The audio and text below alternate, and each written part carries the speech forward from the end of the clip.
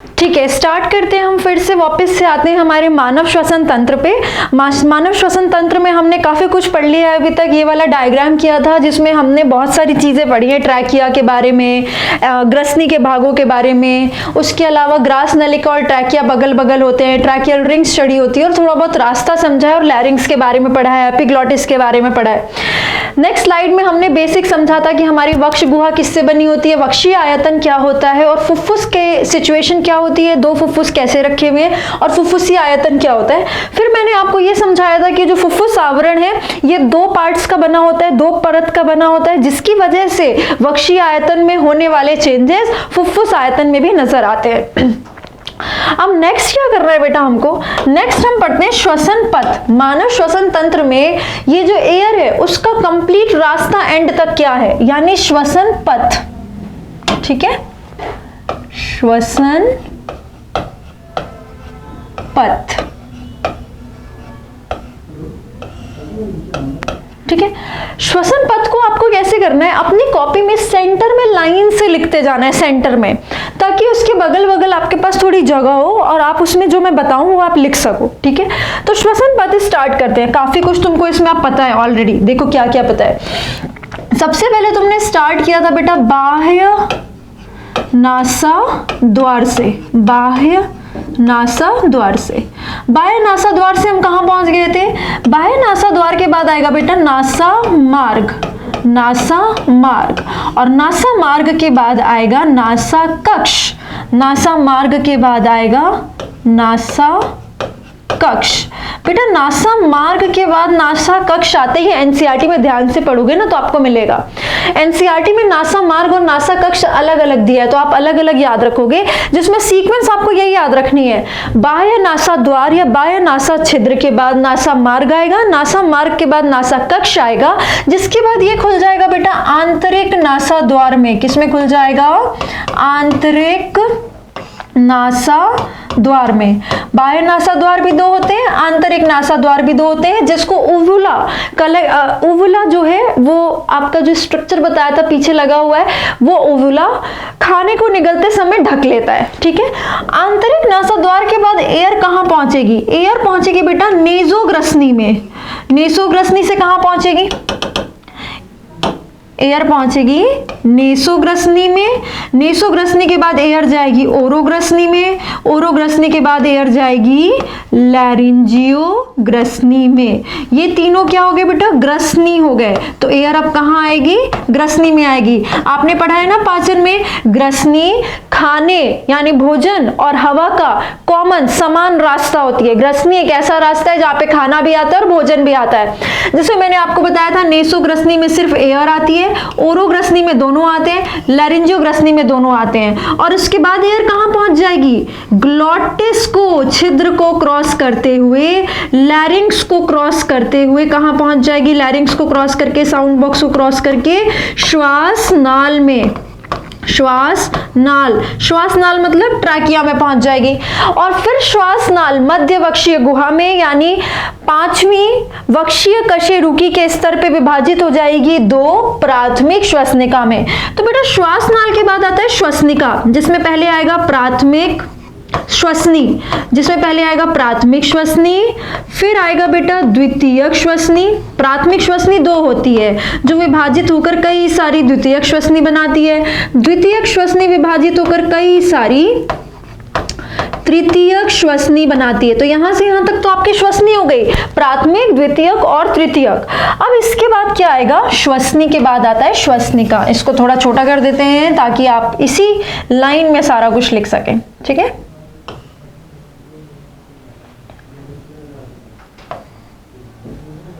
चलिए एक ही लाइन में आपने सारा सेंटर में लिखना है, आपकी कॉपी में काफी जगह होगी। तो तृतीयक श्वसनी के बाद आता है बेटा श्वसनिका। श्वसनिका भी कई सारी होती हैं, आप ऐसे लिख लो, प्रारंभिक श्वसनिका, प्रारंभिक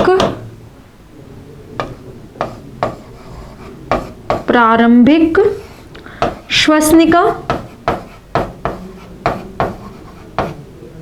और फिर कई सारी श्वसनिकाएं होंगी, है ना, प्राथमिक, द्वितीयक, तृतीयक। फिर लास्ट वाली श्वसनिका को कह दो अंतिम श्वसनिका। अंतिम श्वसनिका को ही आप कह सकते हो छोटी श्वसनिका। तो बेटा इसके स्टार्टिंग में जो लगी होती है वो प्रारंभिक होती है, और छोटी श्वसनिका कौन सी होती है? जो एकदम एंड में सबसे नीचे शाखाएं लगी होंगी, छोटी श्वसनिका। ये हो गया। तो देखो सबसे पहले आएगा श्वासनाल, ट्रैकिया, उसके बाद आएगा ये श्वसनी, ठीक है, ये तीनों हो गए श्वसनी। फिर होंगी कई सारी श्वसनिकाएं, जिसमें हमने प्राथमिक, द्वितीयक, तृतीयक नहीं याद किया है, इसमें हमने याद किया है कि चलो प्राथमिक है, फिर कई सारी होंगी, और लास्ट वाली को हमने बोल दिया अंतिम या छोटी श्वसनिका। बेटा इसके बाद ये लास्ट में जो छोटी श्वसनिकाएं होती हैं, ये किस में खुलती हैं? ये देखिए,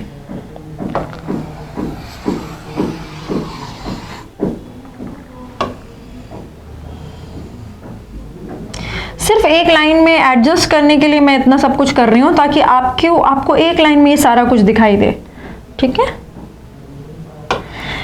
छोटी श्वसनिका फिर खुलती है बेटा वायु कुपिका में। वायु कुपिका होती है आपके लंग्स में, वहां पर खुलती है। उस कुपिका की खुद की नलिका होती है, तो यहां पर आएगा कुपिका नलिका, कुपिका नलिका।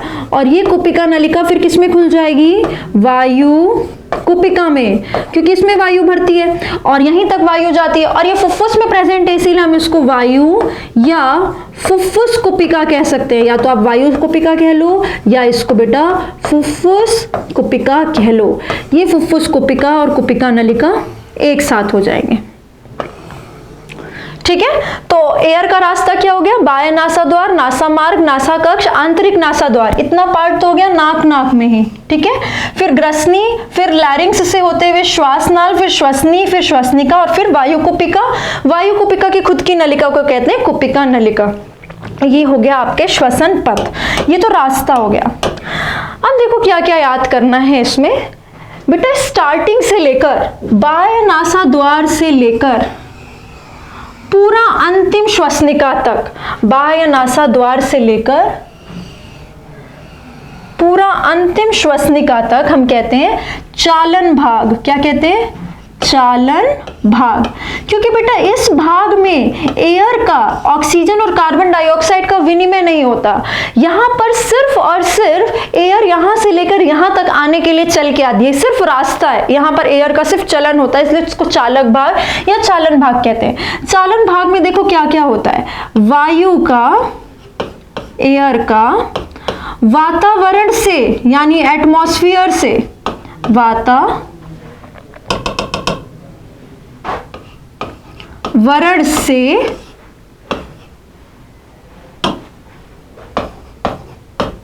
कुपिका तक, एयर का वातावरण से कुपिका तक संचलन होता है, ठीक है। यहां पे इस रास्ते से होकर एयर बस वातावरण से यहां से एंटर करके यहां तक पहुंचने के लिए इस रास्ते को पास करती है। पर हमने इतना बड़ा रास्ता क्यों रखा है बेटा? यहीं पर लगा लेते वायु कुपिका, यहीं पर लंग्स बन जाते। अगर शुरू से ऐसे ही बनते तब तो कुछ अजीब नहीं लगते, पर हमने इतना लंबा रास्ता रखा है इसके जाने का, तो कुछ तो उसके पीछे रीजन होगा ह्यूमन फिजियोलॉजी में, है ना। क्या क्या रीजन है? इतने लंबे रास्ते से जब एयर पास करती है तो 3 इंपॉर्टेंट चीजें होती हैं। पहली इंपॉर्टेंट चीज, बाहर की एयर एकदम सूखी है, ड्राई है, वो अंदर आने के बाद आर्द्र होती है, नम होती है। दूसरा इंपॉर्टेंट काम होता है कि बाहर की जो एयर है उसका टेम्परेचर अलग है, बाहर के टेम्परेचर जैसा है। जैसे हम उसका अंतर श्वसन करते हैं, एयर को हम अपने बॉडी टेम्परेचर पे लेके आते हैं, ठीक है, शरीर के तापमान पे लेके आते हैं। दूसरा काम हुआ इस रास्ते में। और तीसरा काम क्या होता है इस रास्ते के अंदर? बाहर की एयर में धूल हो सकती है, बहुत सारी छोटे छोटे कंकड़ हो सकते हैं जो हमको दिखाई नहीं देते, तो हम नहीं चाहते हैं ये सारे हमारे एल्वियोलाई के पास पहुंच जाए, कुपिका के पास पहुंच जाए। तो हम इस रास्ते में उस सब को, उन सब में से जितने भी धूल के कण होते हैं उनको चिपका लेते हैं श्लेष्मा में। इस पूरे पथ में श्लेष्मा चल रही है तो हम उनको, धूल को उसमें चिपका लेते हैं और उसको बाहरी कणों से मुक्त करते हैं। तो क्या 3 इंपॉर्टेंट काम होते हैं? बाहरी एयर को आर्द्र करते हैं, बाहरी वायु को आर्द्र या नम करते हैं, बाहरी वायु को शरीर के तापमान पे लाते हैं। शरीर तापमान बताओ कितना होता है? शरीर तापमान पर लाते हैं, ठीक है। बाहर की वायु को शरीर के तापमान पे लेके आते हैं। और चौथा क्या काम करते हैं? बाहरी, इस रास्ते में बाहर की वायु को बाहरी कणों से मुक्त करते हैं, बाहरी कणों से मुक्त करते हैं। ठीक है, ये 4 इंपॉर्टेंट काम होते हैं। इन 3 काम के लिए हमने इतना लंबा रास्ता रखा है जिसको हम चालन भाग कहते हैं। और फिर ये वाला भाग कहलाता है विनिमय भाग, क्योंकि यहां पर एयर आने के बाद विनिमय करती है कहां से, ब्लड के साथ। स्टेप नंबर 2, विनिमय भाग को ही हम कह देते हैं श्वसन भाग, क्योंकि यही भाग तो श्वसन के लिए जो एयर चाहिए उसमें एक्चुअल में पार्ट ले रहा है। तो यहाँ इस श्वसन भाग या विनिमय भाग को ही हम आदान प्रदान इकाई भी कहते हैं। आप एनसीईआरटी ध्यान से पढ़िएगा अपनी हिंदी की, इसको कहते हैं आदान प्रदान इकाई। क्यों कहते हैं आदान प्रदान इकाई? क्या कह सकते हैं आप, श्वसन गैसों का वास्तविक रूप से विनिमय लंग्स और ब्लड के बीच में कहां पर हो रहा है, इस वायु कुपिका और कुपिका नलिका में, यानी विनिमय या श्वसन भाग पर। और ये विनिमय कैसे होता है जरा बताओ, ये विनिमय याद करो कैसे होता है, सरल विसरण द्वारा, जो कि एक निष्क्रिय प्रक्रिया है, एटीपी खर्च नहीं करती, कोई कैरियर नहीं मांगती, हाई सांद्रता से लो सांद्रता की तरफ जाती है। उस सरल विसरण से लंग्स यानी कुपिका और ब्लड के बीच में ऑक्सीजन और कार्बन डाइऑक्साइड वाली श्वसन गैसों का विनिमय इस वाली सतह पर होता है, इस रास्ते में नहीं होता। ये सिर्फ चालन करता है, यहां पर विनिमय होता है, इसलिए इसको श्वसन या विनिमय भाग कहते हैं।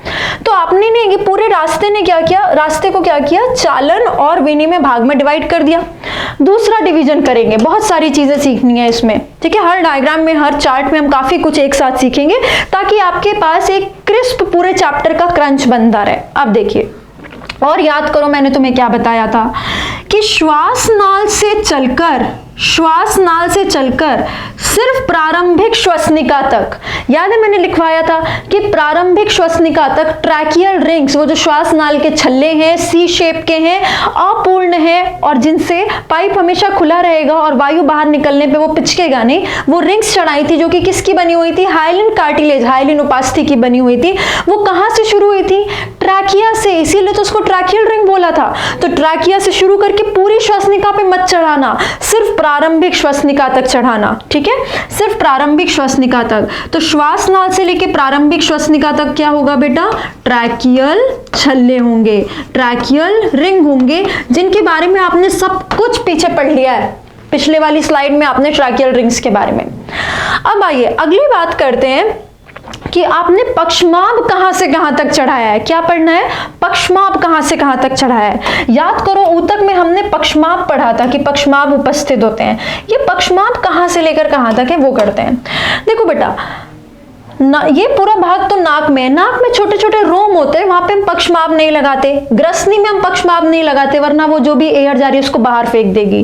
फिर हम पक्षमाभ लगाना शुरू करते हैं श्वास नाल से। कहां से लगाते हैं, श्वास नाल से। और श्वास नाल से लेकर अंतिम श्वसनिका तक सिर्फ वायु कुपिका और कुपिका नलिका में पक्षमाभ नहीं होते, पक्षमाभ श्वास नाल से शुरू होते हैं और श्वास नाल से शुरू होकर पूरी बेटा अंतिम श्वसनिका तक, श्वास नाल से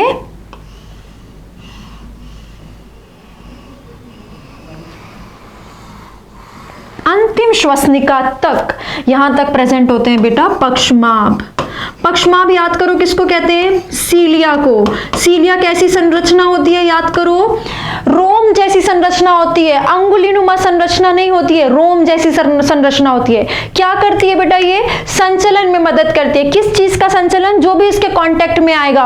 और याद करना हमेशा एक दिशात्मक संचलन करती है। तो हमने पूरे रोम को, सीलिया को ऐसे सेट कर रखा है कि जो भी धूल जाती है वो म्यूकस ट्रैप कर लेता है और ये म्यूकस को बाहर धक्का देती रहती है, अंदर धक्का नहीं देती है। अगर अंदर धक्का देगी म्यूकस को तो सारा म्यूकस आपकी कुपिकाओं में भर जाएगा, कुपिका में भर जाएगा तो ऑक्सीजन का विनिमय कैसे करोगे, वहां पे जगह खाली चाहिए।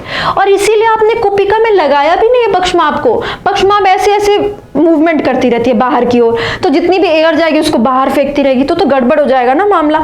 तो हमने क्या किया है, ट्रैकिया से लेकर अंतिम श्वसनिका तक क्या लगाया है, पक्षमाभ लगाया है।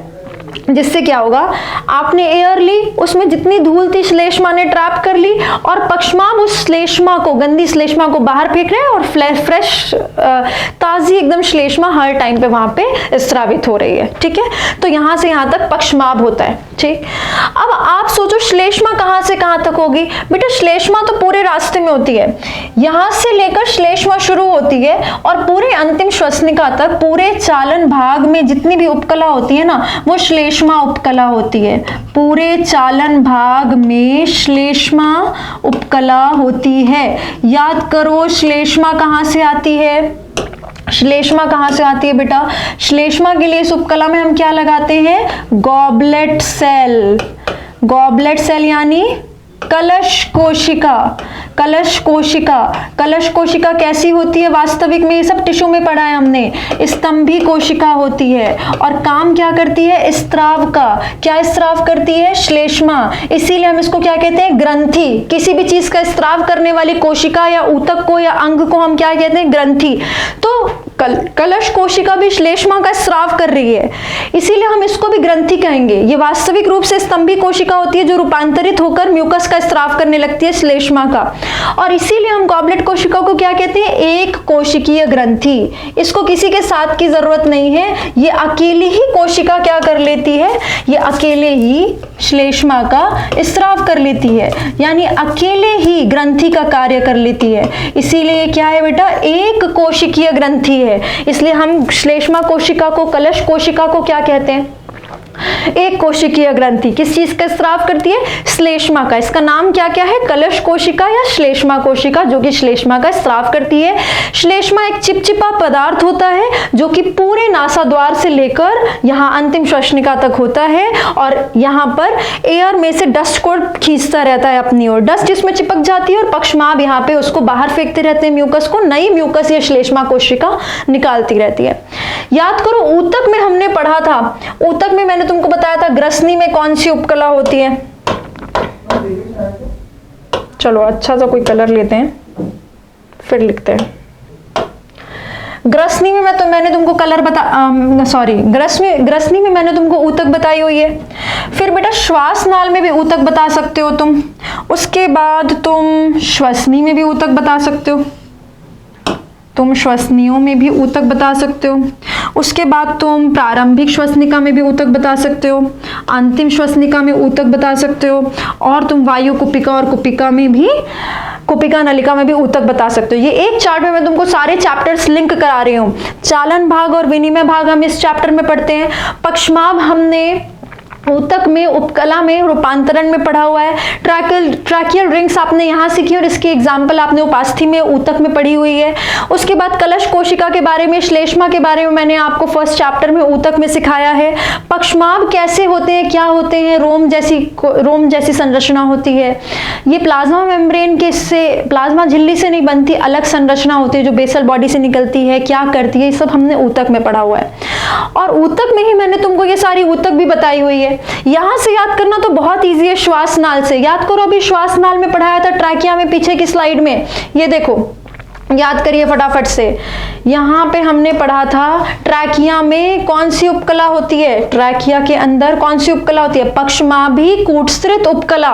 तो बस वही लिखना है वापिस से हमने यहाँ पर एक चार्ट में।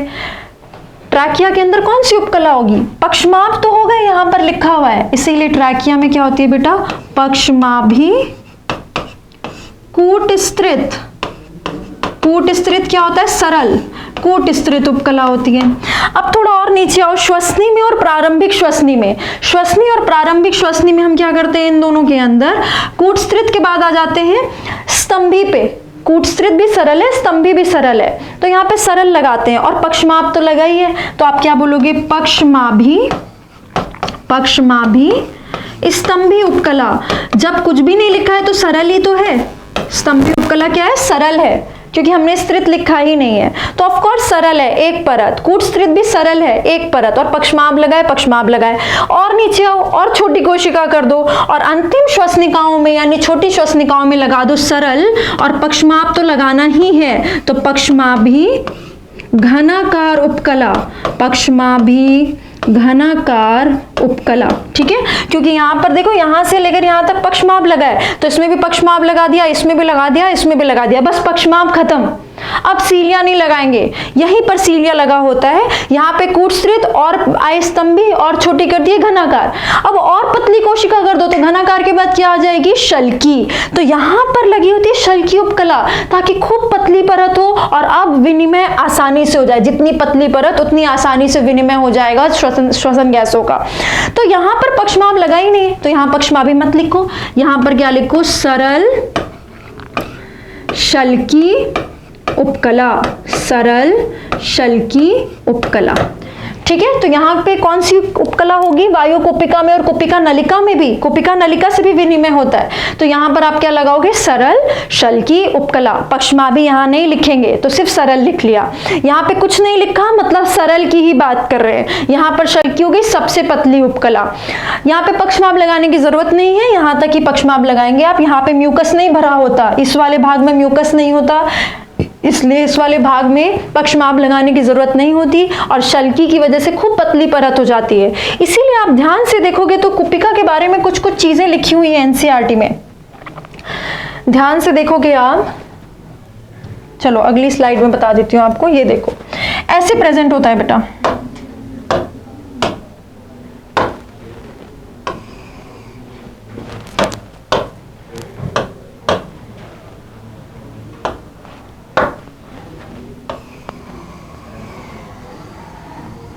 ये ऐसे प्रेजेंट होती है कुपिका। ठीक है, ये कुपिका की नलिका है, ये होगी बेटा कुपिका नलिका। ठीक है, और ये उसमें ऐसे लगी हुई है कुपिका, कुपिका। और इन दोनों में ही क्या करोगे, सरल शल्की उपकला लगाओगे। यानी सरल मतलब एक परत, शल्की मतलब चपटी कोशिकाएं, उपकला मतलब लाइनिंग। तो ये बनी ही है बस एक परत की, इसकी दीवार में सिर्फ एक ही परत है, नलिका की दीवार में भी सिर्फ एक ही परत है। एक ही परत है तो उपकला ही तो लगाओगे, और उपकला लगाई है, एक ही परत लगाई है तो सरल उपकला हो गई। उसमें भी चपटी कोशिका लगाई है, तो ये कौन सी होगी बेटा, सरल शल्की उपकला। तो वायु कुपिका और कुपिका नलिका में जो लाइनिंग है वो कौन सी उपकला है, सरल शल्की उपकला। ना यहाँ पे श्लेष्मा है, इसलिए यहाँ पे ना तो कलश कोशिका है, ना यहाँ पे पक्षमाप है, ये सिर्फ सरल शल्की उपकला है, मतलब चपटी कोशिका है। इसीलिए एनसीईआरटी कहती है कि ये जो कुपिका है या कुपिका नलिका भी, कुपिका पतली झिल्ली है, कुपिका एक पतली भित्ति है। कैसी भित्ति है, पतली भित्ति है, क्योंकि आपने यहाँ पे लगाया ही शल्की उपकला है तो पतली भित्ति तो होगी। इसकी सरफेस बेटा अनियमित होती है, ये अनियमित भित्ति है। बेटा अगर आपको अच्छे से याद हो ना, तो जहां पर भी शल्की उपकला होती है ये चपटी कोशिकाएं होती हैं, चपटी सेल्स होती हैं। यानी कि एक तो ये पतली हो गई, चपटी है मतलब पतली हो गई, और ये जो शल्की कोशिकाएं होती हैं ये अनियमित बाउंड्रीज रखती हैं, अनियमित बाउंड्रीज रखती हैं। इसका क्या मतलब, ये देखो मान लो एक शल्की कोशिका बनाए तो ये एक्चुअल में थोड़ी थोड़ी ऐसे होती है, चपटी होती है और ऐसे होती है। इससे फायदा क्या होता है, सरफेस एरिया बढ़ जाता है। तो इसीलिए क्योंकि कुपिका में शल्की सेल लगी हुई है, इसीलिए आप बोलोगे पतली अनियमित भित्ति है। और यहाँ पे आपको पतली भित्ति क्यों रखनी है, ताकि एक्सचेंज जल्दी से जल्दी हो विनिमय। और अनियमित क्यों रखनी है, सरफेस एरिया बढ़ जाता है। जितना ज्यादा सरफेस एरिया होगा बेटा उतना ज्यादा ऑक्सीजन और कार्बन डाइऑक्साइड का विनिमय होगा। ठीक है, जितना ज्यादा सरफेस एरिया रखेंगे उतना ज्यादा ऑक्सीजन और कार्बन डाइऑक्साइड का विनिमय होगा। जितनी पतली भित्ति होगी उतनी जल्दी कार्बन डाइऑक्साइड और ऑक्सीजन का विनिमय होगा। ठीक है, पतली वॉल से पास करना है किसी को और एक मोटी वॉल से पास करना है, पतली वॉल से जल्दी होगा। और अनियमित होगी तो सरफेस एरिया बढ़ जाएगा। ये बात आई होप आप समझते होंगे। अगर एक सीधी सेल है और एक सेल मान लो सरफेस एरिया हमने बढ़ा दिया, इसका सरफेस सिर्फ इतना है, इसका सरफेस एरिया देखो कितना ज्यादा है, इसमें से सिर्फ इतना ऑक्सीजन मान लो बाहर निकल सकता है, इसमें से देखो कितना सारा ऑक्सीजन बाहर निकल सकता है। तो जैसे ही आप सरफेस एरिया बढ़ाते हो बेटा, सरफेस एरिया बढ़ाने से जो विनिमय है वो बढ़ जाता है। ठीक है, फिर एनसीईआरटी कहती है इसके अलावा कि ये जो कुपिका है ये अतिवाहिकायित है, अतिवाहिकायित है। मतलब कि आपने इसके आसपास खूब सारी रुधिर वाहिनी रखी है। क्यों? रुधिर वाहिनी एकदम बगल बगल में रहेगी बेटा, तो जल्दी जल्दी एक्सचेंज हो जाएगा गैसेस का। ये देखो ऐसे बेटा, इसके एकदम बगल में ही रुधिर वाहिनी होती है।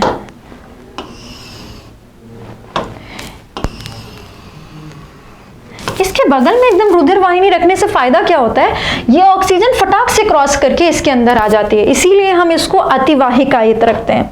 इसके अलावा एनसीईआरटी कहती है कि ये जो कुपिका है, वायु कुपिका, ये एक थैलीनुमा संरचना है। तो वो तो आपको दिख ही रहा है, ये एक थैलीनुमा संरचना है।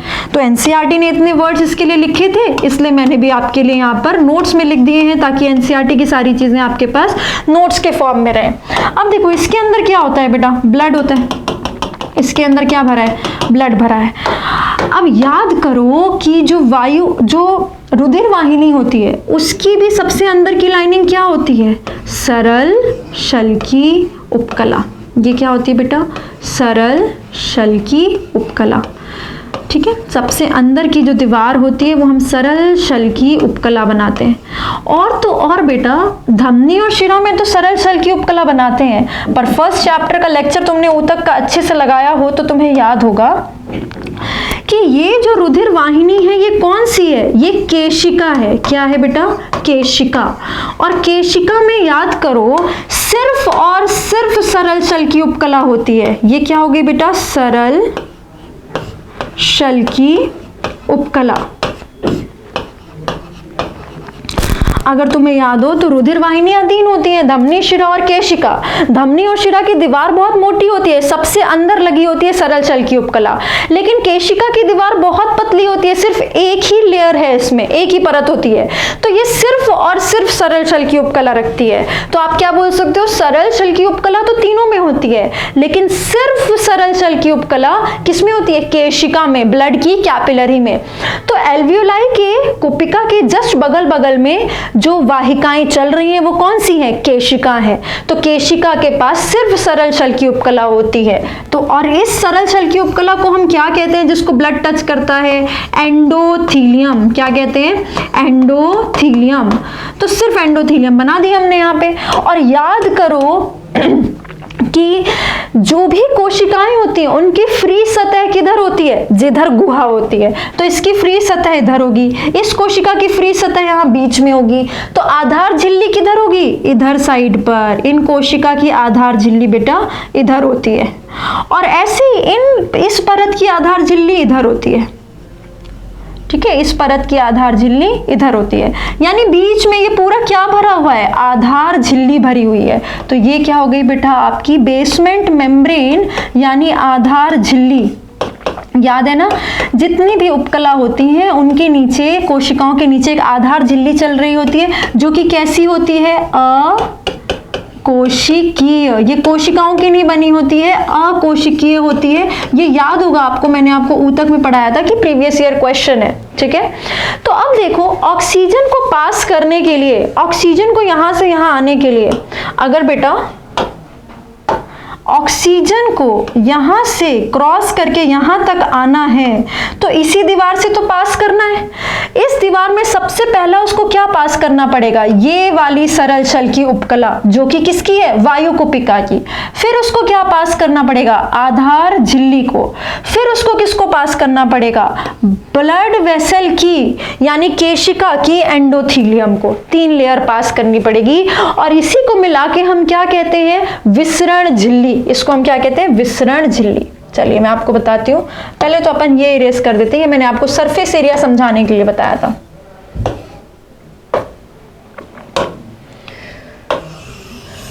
ये हमने क्या कवर कर लिया यहाँ पर, विसरण झिल्ली। अभी बताती हूँ।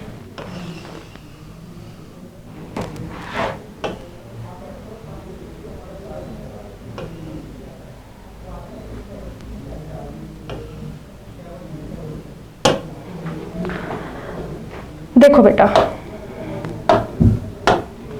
हमने अभी क्या कवर किया, विसरण झिल्ली। विसरण झिल्ली क्यों कह रहे हैं, क्योंकि सरल विसरण से ही तो विनिमय होगा। किससे विनिमय होगा, यही नाम से ही पता चल रहा है, सरल विसरण से, जो कि एक निष्क्रिय प्रक्रिया है, बिना एटीपी के, बिना किसी कैरियर के होती है, हाई सांद्रता से लो सांद्रता में, और सरल विसरण द्वारा क्या हो जाएगा, विनिमय। और इसीलिए हम इसको क्या कह सकते हैं, विनिमय झिल्ली। विनिमय झिल्ली। इसमें टोटल कितनी परत हो गई बेटा, 3, 1 फिर 2 और फिर 3। तो सरल विसरण झिल्ली कितनी परतों की बनी हुई है बेटा, 3 परतें हैं इसमें, ठीक है। लेकिन अगर आपसे कोशिकीय परतें पूछा जाएगा तो बीच वाली परत तो अकोशिकीय है, तो आप बताओगे 2 कोशिकीय परतें हैं। माना कि 3 परतें हैं पर 2 कोशिकीय परतें हैं। अगर परतों की जगह कोशिकीय परतें लिखा होगा तो आपका आंसर 3 की जगह 2 हो जाएगा। तो 2 कोशिकीय परतें हैं, ठीक है, ये बात हो गई। अब देखो हमारे इन तीनों परतों में अगर लिखना हो तो आप क्या लिखोगे, सबसे पहली परत है कुपिका की, वायु कुपिका या फुफ्फुस कुपिका की सरल शल्की उपकला। सबसे पहली परत कौन सी है, वायु कुपिका की सरल शल्की उपकला। दूसरी परत आती है बेटा बीच में आधार झिल्ली, बेसमेंट मेम्ब्रेन, आधार झिल्ली बेसमेंट मेम्ब्रेन, जो कि अकोशिकीय है। और तीसरी परत आती है आपकी वायु ब्लड की केशिका, रुधिर केशिका। याद रखना, यहाँ पे कुपिका है, यहाँ पे केशिका है। रुधिर केशिका की सरल शल्की उपकला, जिसको आप क्या कहते हो, एंडोथीलियम। एंडोथीलियम। तो एंडोथीलियम आप इस वाली सरल शल्की को कह सकते हो, पर इस सरल शल्की उपकला को आप एंडोथीलियम नहीं कह सकते। एंडोथीलियम अगर आपको याद हो तो सिर्फ उसको कहते हैं जहां पे ब्लड टच कर रहा है, तो केशिका में ब्लड चल रहा है, इसलिए हमने उसकी सरल शल्की उपकला को एंडोथीलियम बोला है, पर हम कुपिका की सरल शल्की उपकला को एंडोथीलियम नहीं कहेंगे। तो ये 3 परतें हो गई जिससे क्रॉस करके आपका ऑक्सीजन पहुंचेगा और कार्बन डाइऑक्साइड इधर से इधर आएगा, और इसी को हम क्या कहते हैं, विसरण झिल्ली कहते हैं, विसरण झिल्ली। बेटा इन तीनों को मिला के भी हमारी बॉडी में विसरण झिल्ली की जो मोटाई होती है वो 1 मिलीमीटर से भी कम होती है। 1 मिलीमीटर से भी कम हमारी विसरण झिल्ली की मोटाई होती है। 3 परतों को मिलाने के बाद भी हमारी विसरण झिल्ली की मोटाई 1 मिलीमीटर से कम होती है, ठीक है। ये सारी एनसीईआरटी की बातें हैं, नीट रेलेवेंट हैं, जो आपको क्वेश्चंस में मिलेंगी, प्रीवियस ईयर क्वेश्चंस में मिलेंगी और एनसीईआरटी में मिलेंगी, और आपको आगे पूछी जाएंगी आपके पेपर में। अगली बात जो पूछी जाती है वो क्या है, नेक्स्ट आपको पूछा जाता है बेटा कि कौन कौन से ऐसे कारक हैं जो विसरण को प्रभावित कर सकते हैं। क्या पढ़ना है हमको, विसरण को या विनिमय को प्रभावित करने वाले कारक, विनिमय को प्रभावित करने वाले कारक। देखो 4 ऐसे कारक पढ़ने हमको जिससे विसरण अच्छा या खराब हो सकता है, विनिमय अच्छा या खराब हो सकता है।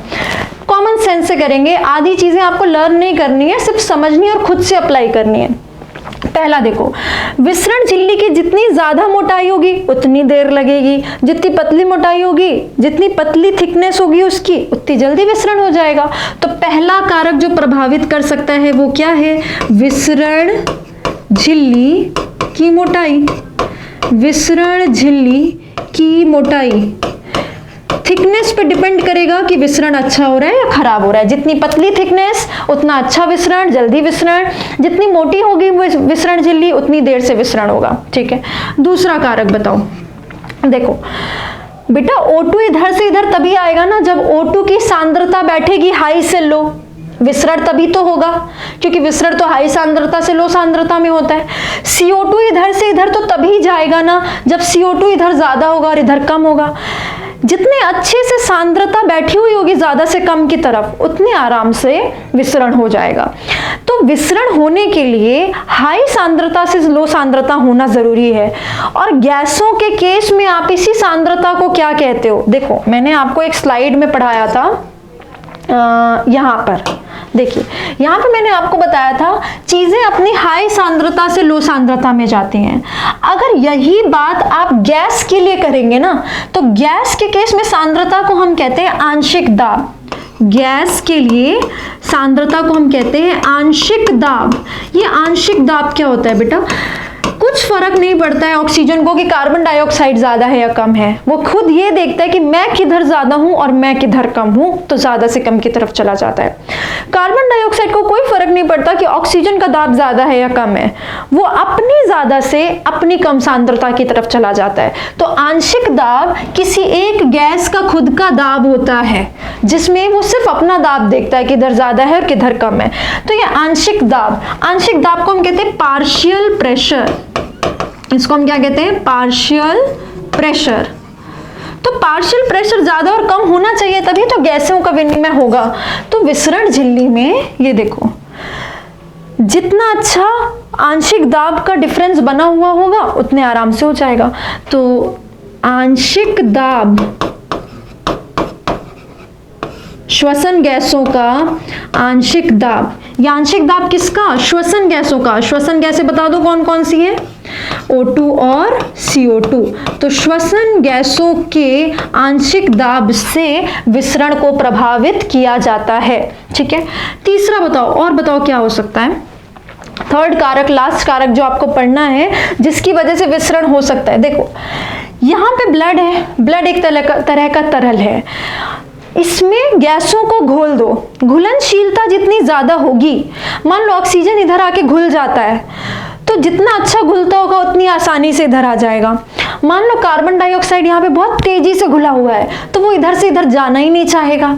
तो गैसों की जो घुलनशीलता होती है, श्वसन गैसों की घुलनशीलता, गैसों की घुलनशीलता विसरण को प्रभावित करती है। जो जितना कम घुलता होगा उतनी आसानी से भाग जाता होगा, जो जितना ज्यादा घुला होता होगा, अगर इधर से इधर जाना है तो जितना कम घुला होगा उतनी अच्छी बात है, भाग जाएगा। जितना ज्यादा घुला होगा उतना टाइम लगाएगा जाने में। अगर इधर से इधर आना है तो आने के बाद अगर खूब घुल जाता हो, खूब पसंद करता हो पानी को, तो फटाफट आ जाएगा। अगर उसको पानी पसंद नहीं है, तरल पसंद नहीं है, ब्लड पसंद नहीं है, इसमें घुलना पसंद नहीं है, तो वो इधर आने में नाटक करेगा। ठीक है, तो गैसों की घुलनशीलता, गैसों का आंशिक दाब और विसरण झिल्ली की मोटाई, जो कि हमारे में 1 मिलीमीटर से भी कम है, हमारे में तो 1 मिलीमीटर से भी कम है, पर ये 3 ऐसे कारक होते हैं जो किसी भी विसरण को प्रभावित करते हैं। जिसमें कि अगर हम हमारी बात करें तो हमारे में तो 1 मिलीमीटर से कम मोटाई है, और हमारे में अगर गैसों की घुलनशीलता की बात करें तो CO2 O2 से ज्यादा घुलनशील है। अगर O2 मान लो X बार घुलता है तो CO2 इसकी तुलना में 20 से 25 गुना ज्यादा घुलनशील है।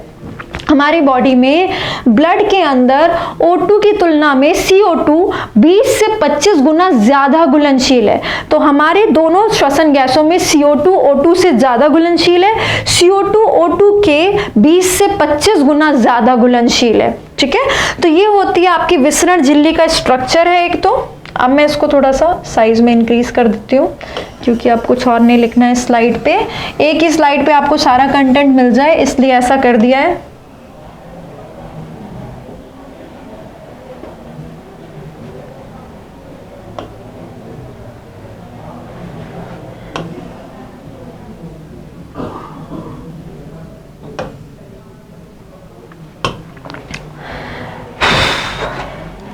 ठीक है, ये आपकी विसरण झिल्ली का डायग्राम है जिसमें 3 पार्ट्स आते हैं। यहीं पर मैंने आपको कुपिका के बारे में बता दिया है, विसरण झिल्ली के बारे में बता दिया और विसरण को प्रभावित करने वाले कारक बता दिए। अब मैं आपको ये सारा कुछ बता क्यों रही थी? इस वाली स्लाइड की वजह से, जहां पे मैं आपको बता रही थी कि हमने सरल शल की उपकला क्यों लगाई है यहाँ पे। तो हमने यहाँ सरल शल की उपकला लगाई है और कुपिका के बारे में जितने पॉइंट्स थे वो मेरे पास यहाँ पे जगह नहीं थी लिखने की, इसलिए मैंने नेक्स्ट स्लाइड में लिख दिया और आपको दिखा दिया कुपिका, नलिका और कुपिका कैसे एक दूसरे से लगी होती है, जो कि श्वसन या विनिमय भाग बनाती है, यानी आदान प्रदान इकाई बनाती है। उसके अलावा कुछ चीजें जो और रह गई है वो तुम बताओ मेरे को। तुमने ग्रसनी में नहीं बताया कौन सी उपकला होगी। पक्षमाप तो यहाँ लगा नहीं है, देखो पक्षमाप तो यहाँ से यहाँ तक लगा है, तो ग्रसनी में पक्षमाप तो नहीं है, तो पक्षमाप भी नहीं लगाएंगे। बाकी बेटा ग्रसनी में होता है स्त्रित कूटस्त्रित नहीं, स्त्रित। और स्त्रित में हमेशा आपको बताया कि हमारी बॉडी में सिर्फ शल्की की एग्जाम्पल हम पढ़ते हैं, स्त्रित शल्की उपकला, स्त्रित शल्की उपकला। अब ये कौन सी है, केराटिनीकृत या अकेराटिनीकृत? अगर नम एरिया है, नम एरिया तो है ही बॉडी के अंदर का, नम एरिया है तो हमको केराटिन भरने की जरूरत ही नहीं होती, तो यहां पर क्या हो जाएगा बेटा, अकेराटिनीकृत। तो ग्रसनी के अंदर क्या है, अकेराटिनीकृत। स्त्रित यानी कई परतें हैं, शल्की यानी सबसे ऊपर की जो ऊपरी जो परतें हैं वो शल्की हैं, उपकला मतलब लाइनिंग। क्योंकि बेटा ग्रसनी में एयर भी जा रहा है, खाना भी जा रहा है, तो बहुत रगड़ हो सकती है वहां पे। जहां पर भी रगड़ का खतरा होता है वहां पर हम स्त्रित उपकला लगाते हैं, शल्की उपकला लगाते हैं और अकेराटिनीकृत नम जगह पे रखते हैं। ठीक है, अब आइए आप मेरे को बताइए, आपने कर लिया श्वास नाल में कौन सी उपकला है, लाइन से यहाँ तक कर लिया कौन सी उपकला है, पक्षमाप कर लिया, ट्रैकियल रिंग कर लिया, चालन भाग कर लिया, विनिमय भाग कर लिया, और यहाँ से यहाँ तक आपने बोला श्लेष्मा उपकला होती है पूरे चालन भाग में। ठीक है, अब आप मेरे को बताओ ये जो नाक का हिस्सा है इसमें कौन सी उपकला होती है, नाक के अंदर कौन सी उपकला होती है? सबसे पहले नाक के अंदर की उपकला को याद करिए, आप पढ़ते हो बेटा नर्वस सिस्टम में, तंत्रिकीय तंत्र में जब आप घ्राण उपकला के बारे में पढ़ते हो, तो यहाँ की जो उपकला है वो कौन सी हो गई, घ्राण उपकला। घ्राण मतलब किसी भी तरह की महक लेने का काम किसका होता है, नाक का, इसीलिए वहां की उपकला को हम क्या कहते हैं, घ्राण उपकला। मैंने आपको क्लास में वहां पर सिखाया हुआ है तंत्रिकीय वाले चैप्टर में कि बेटा घ्राण उपकला का एक दूसरा नाम है, इसको कहते हैं श्नीडेरियन मेम्ब्रेन, श्नीडेरियन झिल्ली, श्नीडेरियन झिल्ली। बेटा इसको लिखते श्नीडेरियन और बोलते नीडेरियन है, श साइलेंट रहता है, श्नीडेरियन लिखते हैं और निडेरियन बोलते हैं, श साइलेंट रहता है। इसके अलावा निडेरिया, आप नाइडेरिया एक फाइलम भी पढ़ते हो जंतु जगत में, है ना, फॉरीफेरा, सिलेंटरेटा, सिलेंटरेटा को कहते हैं नाइडेरिया, वो अलग है। ये निडेरियन झिल्ली अलग है जो नाक की घ्राण उपकला को ही कहते हैं। ऑफ कोर्स बेटा यहाँ पे श्लेष्मा है, तो ये श्लेष्मा उपकला तो है ही, श्लेष्मा है यहाँ पर, तो ये कैसी उपकला है, श्लेष्मा उपकला है। अब आता है कि ठीक है श्लेष्मा उपकला है, ठीक है, इसकी उपकला में कुछ स्तंभी कोशिका हैं जो कि रूपांतरित होकर क्या बन गई है, कलश कोशिका, जो कि किसका स्राव करे, श्लेष्मा का, जो कि एक चिपचिपा पदार्थ है। और ये एक कोशिकीय ग्रंथि का काम करता है, कोई भी चीज जो किसी भी चीज का स्राव करती है उसको हम ग्रंथि कहते हैं। लेकिन ये जो श्लेष्मा उपकला है ये उपकला कौन सी है बेटा, नाक के अंदर ये जो घ्राण उपकला होती है ये भी कौन सी होती है, कूट स्त्रित उपकला, कूट स्त्रित उपकला। बेटा कहीं पर भी कूट स्त्रित हो मतलब ये कैसी उपकला है, सरल, स्त्रित नहीं है, स्त्रित तो कूट है, मतलब असल में ये क्या है, सरल है, तो सरल उपकला है ये, तो कूटस्त्रित उपकला होती है, श्लेष्मा लगी होती है, लेकिन पक्षमाव नहीं लगा होता। नाक के अंदर रोम होते हैं, घ्राण उपकला से कुछ रोम लगे होते हैं, इसलिए यहाँ पर हमको किसकी जरूरत नहीं होती है, यहाँ पर हमको पक्षमाप की जरूरत नहीं होती है। तो नाक के अंदर कूटस्त्रित उपकला होती है जिसको हम घ्राण उपकला कहते हैं, जिसको हम निडेरियन झिल्ली कहते हैं, जो कि एक श्लेष्मा उपकला है। ठीक है, कूटस्त्रित उपकला की कुछ कोशिकाएं श्लेष्मा का स्राव करती हैं, ये एक सरल प्रकार की उपकला है, लेकिन यहाँ पे पक्षमाप नहीं लगाएंगे। तो यहाँ की उपकला बता दी, यहाँ की उपकला बता दी, और फिर ये लाइन से यहाँ पे आप उपकला याद रखेंगे, पक्षमाप याद रखेंगे। ये पूरा चार्ट आपका किस चीज का बनता है, श्वसन पथ का। अब आपको श्वसन पथ पूछा जाएगा तो आप इसी रास्ते के हिसाब से बताएंगे, एयर कहां से लेकर कहां तक गई, और यहां तक पहुंचने के बाद क्या करेगी, एयर यहां से क्रॉस कर जाएगी और फिर ब्लड के अंदर आ जाएगी। ठीक है, अब नेक्स्ट वाली स्लाइड में हम करेंगे बेटा, ये वाली स्लाइड्स का आप स्क्रीनशॉट ले लीजिए। नेक्स्ट स्लाइड में हम करेंगे जो हमारे श्वसन हो रहा है, ये जो एक्सचेंज हो रहा है, इसकी क्रिया विधि क्या है, इसका मैकेनिज्म क्या है, कैसे ये फुफ्फुसीय आयतन बढ़ रहा है और एयर अंदर जा रही है, कैसे फुफ्फुसीय आयतन कम हो रहा है और एयर बाहर निकल जा रही है। तो नेक्स्ट पार्ट में हम करेंगे श्वसन की क्रिया विधि। आप इसका स्क्रीनशॉट ले लीजिए।